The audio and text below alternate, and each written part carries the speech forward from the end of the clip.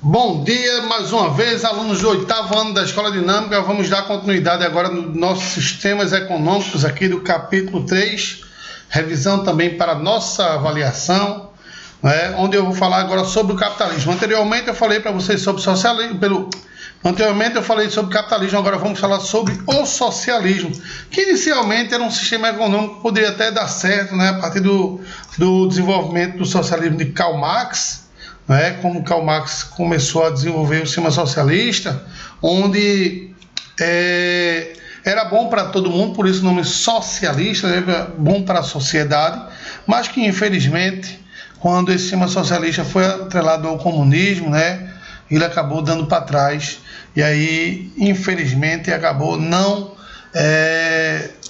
criando, digamos assim, força, né, entre os sistemas econômicos do mundo, né, até porque Karl Marx desenvolveu o capitalismo pela observação que ele via da exploração do capitalismo do homem pelo homem, e aí ele criou o desenvolvimento do sistema socialista, né? O que é o socialismo? Na realidade é uma ideologia, né, que surge no final do século XVIII, com reação à concentração de capital e de riqueza nas mãos da burguesia, né? Então, na realidade é uma utopia, não é, falar do socialismo, né? Na realidade todo mundo gosta de dinheiro, todo mundo gosta de estar vivendo bem economicamente.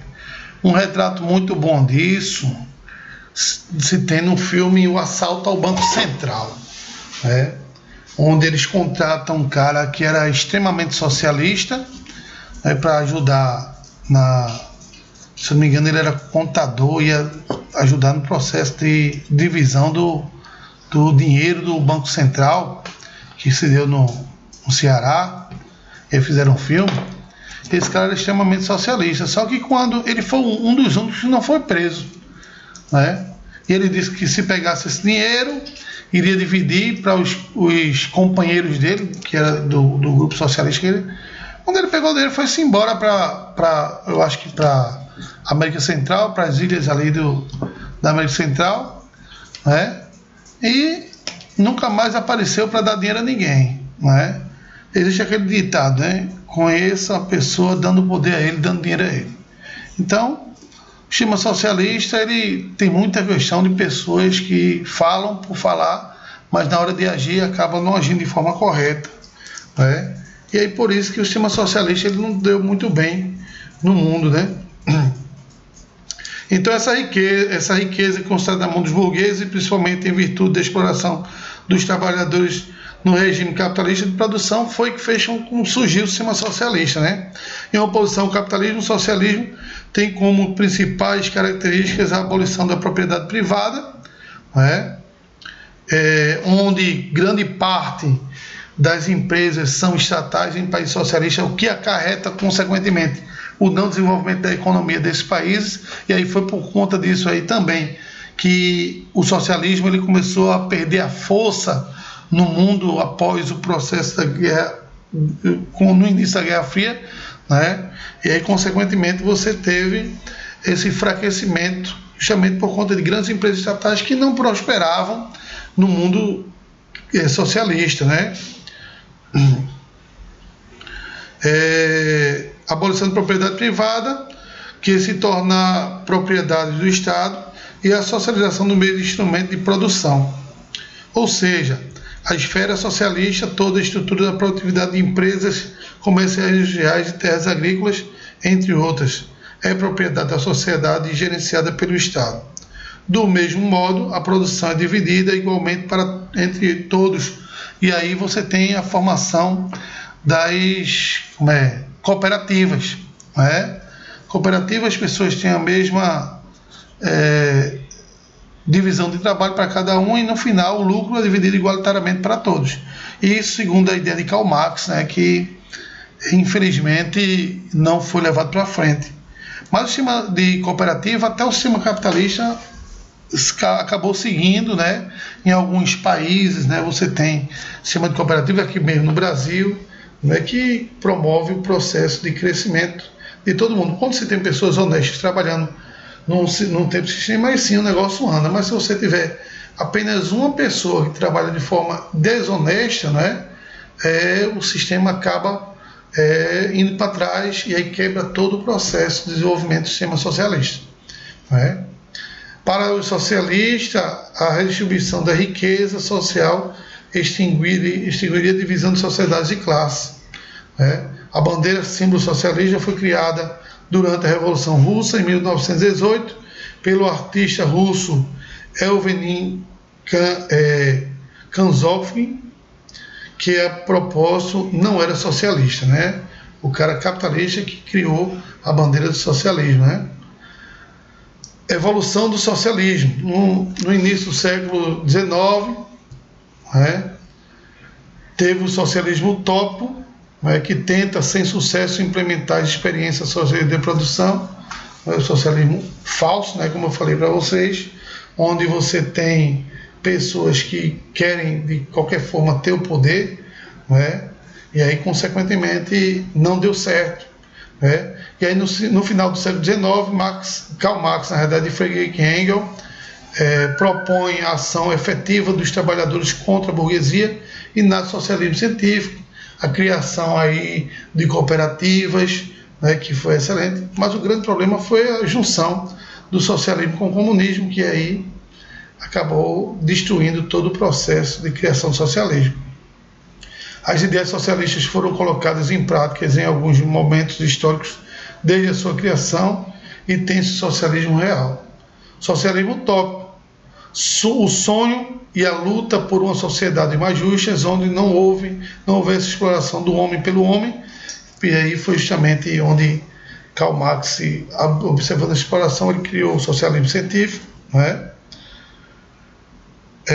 Sempre estiveram presentes ao longo da história da humanidade. Foi assim quando, 70 anos antes de Cristo, o ex-gladiador chamado Espartacus liderou um exército de mais de 90 mil escravos em Roma, não é? Ou quando os estadunidenses lutaram pela sua independência, bem quando os revolucionários franceses tornaram-se a Bastilha, e principalmente quando o povo de Paris, em 1871, tomou o poder e implantou na Cidade de Luz o governo popular denominado Comuna de Paris. Não é? Essa idealização se tornou objetivo de estudo e de diversos filósofos como Saint-Simon, Charles Fourier, Robert Howell e Louis Blanc. Eles tentaram implementar experiências socialistas de produção em nações comandadas pela burguesia capitalista. Esses pensadores, denominados socialistas utópicos, viram uma experiência se desintegrarem, pois não conseguiram elaborar um projeto objetivo aplicável à realidade principal, principalmente pela não participação dos trabalhadores na organização e execução das ideias. E aí, consequentemente, esse socialismo utópico começou a entrar em ruína. Posteriormente veio o socialismo científico de Karl Marx e Friedrich Engels. Né? Socialistas utópicos acreditavam na formação de uma sociedade igualitária, mas nunca conseguiram explicar como chegaria a ela. Como vimos, eles limitavam-se a desenvolver experiências dentro da própria estrutura do capitalismo, pois defendiam que a revolução social poderia ser aplicada de forma pacífica. Somente no final do século XIX, com os cientistas sociais Karl Marx e Friedrich Engels, é que surge a teoria, portanto, uma nova forma de ação de classe trabalhadora a partir do conhecimento da realidade que envolvia o socialismo científico. A teoria marxista afirma que a história da humanidade se fez com conflitos de interesse da sociedade, ou seja, da luta entre exploradores e explorados. Ainda defende que o desenvolvimento capitalista origina-se numa contraditória cadeia de relação com o avanço da tecnologia que gera bem-estar de toda a sociedade. Acarreta apenas o enriquecimento de uma pequena parcela, enquanto a classe operária se vê cada vez mais empobrecida e afastada de bens e mercadorias que necessita para sobreviver. Essa realidade, segundo Marxista, é determinada a experiência de duas classes sociais, com interesses complementares e opostos. De um lado, a burguesia, dona ou proletária dos meios e instrumentos de produção, e do outro, o proletário, que possui apenas sua força de trabalho, por meio de instrumentos opressivos, como a legislação da polícia e ideológicos, tais quais a educação e a mídia. A burguesia explora a maioria da classe operária, obrigando-as a vender a força de trabalho em troca de salário, que é suficiente apenas para reduzir a força de trabalho diária. A remuneração do proletariado é muito inferior que a do valor produzido diariamente por ele, cuja maior parte é apropriada pelos patrões. Marx chamou esse lucro retido pelo proprietário da mais-valia, essência de acumulação de capital. Conforme os marxistas, essas inconciliáveis diferenças e interesses entre a burguesia e o proletariado geraria a luta das classes somente a organização dos trabalhadores em sindicatos, a partir partidos políticos trabalhistas revolucionários poderia dar-lhes a plena consciência de classe. Assim, de forma organizada, os proletários conquistariam o poder, destruindo o Estado burguês capitalista, instituindo a ditadura do proletariado. Nesse sistema, o Estado socialista gerenciado dos trabalhadores dominavam o meio de instrumentos de produção e promoviam a distribuição de riqueza geral e educação concentrada no direito e deveres. Gradualmente, o proletariado socialista desaparecia pelo desembocado do Estado superior e o comunismo. E aí, consequentemente, com o comunismo, a situação acabou complicando para o socialismo. O socialismo real que a gente vê hoje, estamos nos referindo às práticas concretas de implantação, onde eu tenho como principais características o pleno controle estaria nas mãos dos trabalhadores que aboliram as classes sociais, mas que, graças a Deus, esse sistema socialista ele não foi implantado no Brasil, estava para ser, mas que seria também um socialismo utópico. O Brasil viraria uma nova Venezuela, Haveria uma igualdade quase perfeita entre os membros da sociedade, os quais alcançariam a plena liberdade individual. Isso aí também é uma questão totalmente utópica. As diferenças entre trabalho intelectual e trabalho braçal desapareciam e esses últimos seriam valorizados. Estou vendo o que está acontecendo hoje nos países socialistas do mundo. Cada trabalhador receberia de acordo com o tempo de trabalho. A própria coletividade é quem decidiria a forma democrática, planos para solucionar os problemas econômicos e sociais.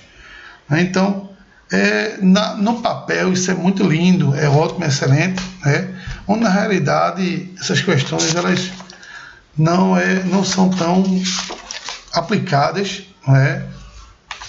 como deveria ser dentro do sistema socialista. E aí vamos falar agora um pouco sobre essa Guerra Fria. O que foi a Guerra Fria? A Guerra Fria, como vocês sabem, foi uma guerra meramente ideológica, sem derramamento de sangue, onde tinha como principais fatores, com essa divisão do socialismo e capitalismo, a corrida espacial e a corrida armamentista, para mostrar quem tinha o maior poder econômico naquela época entre a Rússia, que era o grande detentor do sistema socialista, e os Estados Unidos, que era hegemônico no sistema capitalista. Então, a Guerra Fria se deu após a Segunda Guerra Mundial, né, com o surgimento do primeiro Estado socialista dividido em Revolução Russa, em 1917, muitos países adotaram o socialismo, enquanto outros passaram a geridos pelo sistema capitalista. Foi da exigência antagônica desses dois blocos socialistas, liderados pela União Soviética e capitalista pelos Estados Unidos, que surgiu o fenômeno político denominado bipolaridade. Né? Essa bipolarização dividiu o mundo em capitalismo e socialismo. Cada modelo político impunha uma ideologia para ampliar seus espaços de influência e dominação conquistados pela hegemonia mundial. Os Estados Unidos, por sua vez, criou também a Cortina de Ferro, que foi um sistema que promovia, né, a não ampliação do socialismo pelo mundo, né? E aí, consequentemente, foi criada essa Cortina de Ferro. O termo Guerra Fria foi criado pelo filósofo e sociólogo francês Raymond Aron. Esse período ganhou o nome porque a guerra era possível, porém improvável, já que o volume das armas produzidas e estocadas pelas duas grandes superpotências eram tão grande que uma guerra fosse deflagrada, o mundo poderia ser destruído, através principalmente de bombas atômicas, né? As diversas formas de rivalidades. Estados Unidos e União Soviética disputavam os diversos campos, né? Conquista espacial, que foi um dos principais marcos da Guerra Fria, para comprovar a superioridade tecnológica, tanto da União Soviética quanto dos Estados Unidos, desenvolveram e lançaram ao espaço naves, módulos, sondas, satélites artificiais. A ideia é que aquele estivesse apto para dominar o espaço também teria mais competências para dominar a Terra. Em 1957, a União Soviética enviou para o espaço o primeiro satélite artificial Sputnik 1, o primeiro ser vivo, a cadela Laika. Em 12 de abril de 1961, o soviético Yuri Gagarin se tornou o primeiro homem a viajar para o espaço. A cadela Laika, infelizmente, não resistiu e acabou morrendo, com essa viagem. Yuri Gagarin, ele sobreviveu e conseguiu voltar à Terra. Os Estados Unidos, por sua vez, em 20 de julho de 1969, enviaram o primeiro homem à Lua, Neil Armstrong, que, ao pisar em solo lunar, proferiu a famosa frase: "Esse é um pequeno passo para o homem, mas um salto gigantesco para a humanidade." E essa frase acabou entrando para os anais, da história do planeta Terra. No esporte, períodos disputavam-se também a superioridade física. Os quadros de medalhas das Olimpíadas se tornaram campeonatos de futebol e etc.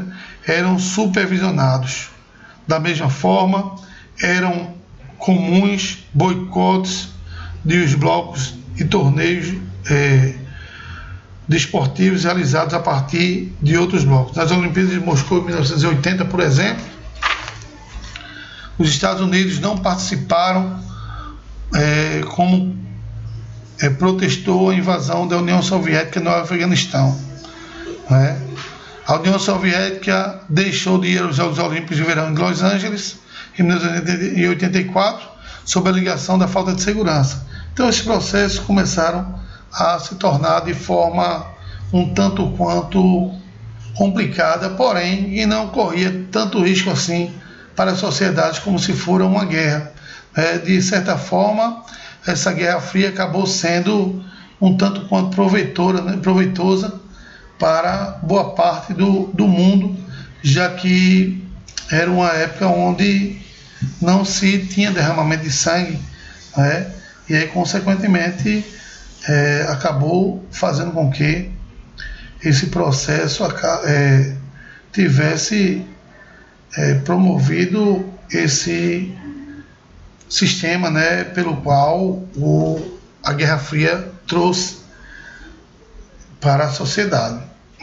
E aí foi bom por conta disso. Não teve derramamento de sangue. Nas artes, por exemplo, que também teve grande influência no processo da Guerra Fria, na Inglaterra e nos Estados Unidos, na década de 50, observou-se o adepto à pop art, e esse movimento artístico buscava inspiração na cultura de massa criticava de modo de vida comunistas como obras feitas a partir de colagens e serigrafias. Seu maior expoente é Andy Warhol,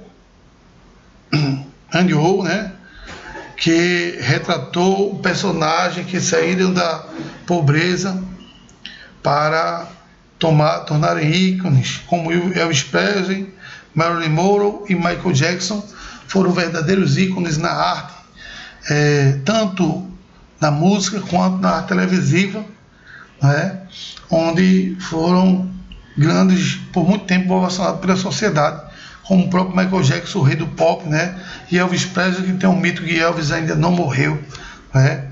Entre 1930 e 1950, o realismo socialista foi a arte oficial da União Soviética a partir do final da Segunda Guerra Mundial. Essa estreita tinha como objetivo enaltecer a cultura do espaço da sociedade socialista, né? E a produção bélica, na realidade, ela foi também um dos principais fatores pelo qual a Guerra Fria também teve destaque, a corrida armamentista, né? Ao longo da Guerra Fria, a indústria da morte, digamos assim, se especializou e se tornou cada vez mais eficiente. Eram produzidos e testados mísseis, bombas atômicas de hidrogênio, de nêutrons, além de armas químicas e bacteriológicas para serem usadas nos diversos conflitos regionais que a União Soviética e os Estados Unidos e os seus aliados envolviam-se. Então, foram criados um grande poderio bélico, né, onde acabou favorecendo as sociedades futuras, né, porque graças a Deus essas armas, esses armamentos não foram sendo utilizados, né, e sim criou-se uma nova visão a partir das guerras, né, e conflitos no que se respeita ao nosso uso de produtos no nosso dia a dia. Principais conflitos na Guerra Fria.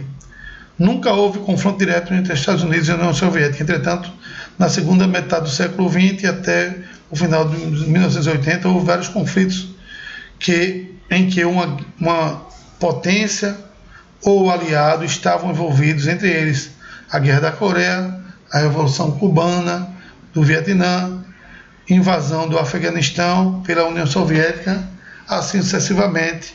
Tiveram alguns conflitos que acabou gerando morte de centenas de pessoas, né, durante esse processo de conflito. Então, o sistema capitalista e o sistema socialista foram sistemas que, de uma forma ou de outra, acabaram promovendo um processo pelo qual nós tivemos essa divisão, né, que mostrou-se, através da atual conjuntura social e econômica mundial, que o capitalismo ele realmente é hegemônico e é um sistema pelo qual acaba se desenvolvendo a economia do mundo como um todo, né?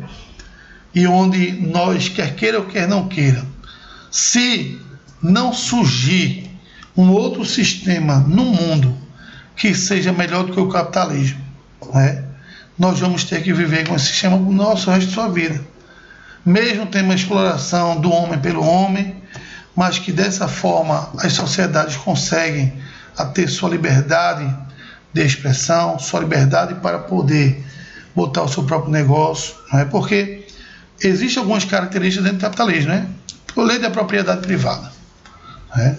Que aqui no Brasil, por exemplo, a gente não tem essa lei da propriedade privada sendo aplicada, porque vejam só, infelizmente, né, aqui no Brasil a gente tem casa própria e tem carro próprio, mas que na realidade não é da gente. É esse o grande erro do sistema capitalista aqui no Brasil. Porque se aqui no Brasil a gente pagasse os impostos e o imposto fosse realmente revertido para a sociedade, seria excelente, seria muito bom. Mas que infelizmente, por exemplo, eu pago o IPTU da minha casa e esse meu IPTU eu vou pagar, mas que ele vai ter que ser revertido, né, para a sociedade, e que infelizmente não é. E se eu não pagar, eu perco minha casa. Então a casa não é minha, a casa é do governo. Eu pago, eu tenho que pagar o IPTU o resto da minha vida, Né? Se um dia eu pagasse e parasse de pagar, tudo bem. Mas eu vou ter que pagar até morrer, e se eu não pagar um dia, eu vou perder minha casa. Então não é meu, o bem não é meu. Então, revertam, por favor, governantes, esse dinheiro que a gente paga para a melhoria das nossas ruas, né, para a nossa iluminação pública, né, para a estrutura de nossa cidade, que é importantíssimo. Infelizmente, a gente paga um dinheiro e a gente joga fora o nosso dinheiro, que muitas vezes é desviado e vai para o bolso dos nossos governantes. Né? Um carro, por exemplo, se eu não pago o IPVA, eu perco meu carro. Se eu parar numa blitz, né? Se eu parar numa blitz, eu vou perder meu carro, porque eu não paguei o meu IPVA. O carro não é meu, não foi eu que comprei. Como é que o cara vai, na cara dura, tomar meu carro, levar para casa dele, levar para o depósito? Né? Então eu estou sendo roubado pelo Estado, né? Porque tiraram meu carro só porque eu não paguei uma taxa de IPVA. O Estado está me roubando. Pegue esse dinheiro que a gente paga e invista nas cidades, na melhoria das estradas, das ruas esburacadas. Inclusive eu tenho que comprar na realidade outro jogo de pneus para o meu carro, porque meus pneus já estão todos desgastados por conta justamente desse sistema, né, que a gente paga nosso IPVA e o dinheiro não vai para canto nenhum, vai para o bolso dos nossos governantes. Né? Eu vou ter que ajeitar também minha suspensão do meu carro também, que está batendo pra caramba, graças à buraqueira que tem por aí. Né? Vamos reverter esse dinheiro, que aí o ser humano ele paga com vontade, né, seus impostos. Eu tenho a maior vontade de pagar meus impostos na data certa, mas que infelizmente eu não vejo para onde é que vai. E aí? Né? Infelizmente a gente tem no Brasil esse capitalismo utópico, esse capitalismo falso também, né? Onde a gente é obrigado a pagar impostos, que senão a gente vai perder nossos bens. Então a lei da propriedade privada é uma característica do capitalismo. O lucro, a principal característica do capitalismo, né, que todo mundo tem. E aí acaba gerando também com que muitas pessoas se tornem corruptas, né, por conta do lucro no sistema capitalista. O capitalismo ele promove a corrupção justamente por conta dessa intenção que as pessoas têm de lucrar com tudo, mesmo colocando outras pessoas para baixo. Infelizmente é dessa forma que se constitui o sistema capitalista no Brasil. Né? Lei da oferta e procura é outra questão que quebra totalmente o nosso capitalismo brasileiro, que a gente tem a formação de cartel, como a gente observou o cartel do gás alguns anos atrás, o cartel do combustível também, quando você chegar no posto de gasolina tudo era o mesmo valor, e aí você impedia com que as pessoas tivessem um lucro, né, final, se ele tivesse a pesquisa, e aí quebrava totalmente essa lei de oferta e procura no brasileiro a partir da sua economia. Infelizmente, o sistema capitalista no Brasil é dessa forma. É um capitalismo falso, onde só quem perde com isso é a classe proletariada, que somos nós. Infelizmente, é dessa forma que funciona no Brasil atual o sistema capitalista. Então, tem que se rever, tem que modificar, tem que colocar pessoas honestas, né, no governo, para que esses impostos que nós pagássemos seriam realmente voltados, né, para as nossas cidades. E aí, não mais tirar dinheiro do nosso bolso, tirar por tirar. Então, gente, nossa prova vai ser em cima desse capítulo. Essa é a nossa revisão. Estudem, assistam essa revisão na íntegra. Pode ser que algumas coisas eu coloque a partir do que eu estou falando aqui para vocês. Façam o máximo para fazer uma prova de qualidade, uma prova boa.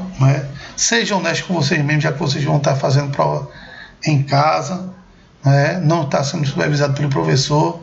Então, seja honesto. Se você for inventar de filar, você está sendo desonesto com você mesmo, você não vai estar se avaliando. Na realidade, você vai estar avaliando, mas você vai estar avaliando você para baixo. Você não vai estar sendo honesto com vocês mesmos.